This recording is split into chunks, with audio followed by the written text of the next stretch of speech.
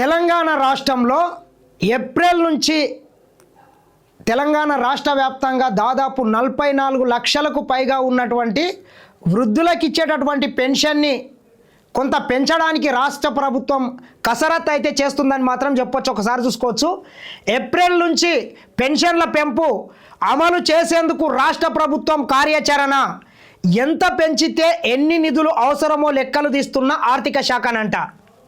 ముఖ్యంగా తెలంగాణ రాష్ట్రంలో కాంగ్రెస్ పార్టీ అధికారంలోకి వస్తే పెన్షన్ పెంచుతామని 6 గ్యారంటీలో అదొక హామీ కూడా ఇవ్వడం జరిగింది. కాబట్టి కొంత ఏ రకంగా పెంచితే ఎన్ని నిధులు అవసరమైతే అనేటటువంటి దాని మీద ఆర్థిక శాఖని అయితే కొంత నివేదిక కోరినట్లు తెలుస్తున్నది.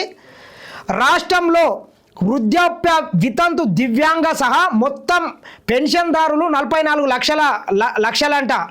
లబ్ధిదారుల సంఖ్య ఇచ్చిన హామీ ప్రకారం అన్ని పెన్షన్లు పెంచితే దాదాపు 22,000 కోట్ల అవసరమంట. ఇచ్చిన హామీ ప్రకారం అన్ని పెంచినట్లయితే దాదాపు ప్రతి సంవత్సరం 22,000 కోట్ల ఆర్థిక భారం అదనంగా పడే అవకాశం ఉన్నది. కాబట్టి మరి ఈ 22,000 కోట్లని ఏ రకంగా సమకూర్చుకోవాలనేటటువంటిది కొంత ఆర్థిక శాఖ కూడా కసరత్తు చేస్తున్నట్టు తెలుస్తున్నది. అదనపు నిధుల సమీకరణకు ఉన్న మార్గాలపై అన్వేషణ, ఏకకాలంలో పెంపు సాధ్యం కాకపోతే దశల వారీగానైనా పెంచే ప్రయత్నం అంట. ఒక్కటేసారి 4,000 చేయకుండా కొంత దశల వారీగా మనం చూసుకున్నట్లయితే ఆంధ్రప్రదేశ్లో కూడా ప్రతి సంవత్సరం ఇట్లా 250 రూపాయలు, 500 ఇట్లా పెంచుకుంటూ పోయినరు.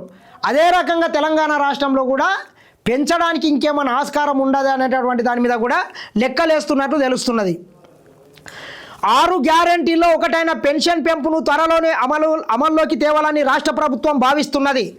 వృద్ధాప్య, వితంతు, ఇతర సామాజిక భద్రతా పెన్షన్లు పెంచేందుకు ఉన్న సాధ్యాసాధ్యాలను అధికారులు పరిశీలిస్తున్నారు.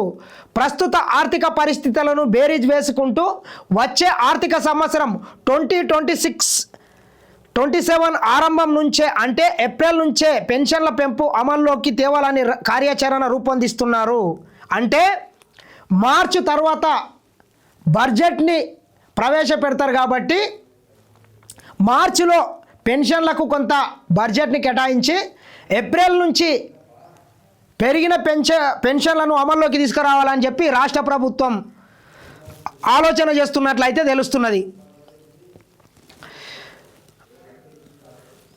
ప్రస్తుతం ఆర్థిక సంవత్సరం 25-26 బడ్జెట్లో పెన్షన్ల కోసం ప్రభుత్వం సుమారు 11,635 కోట్లు కేటాయించింది.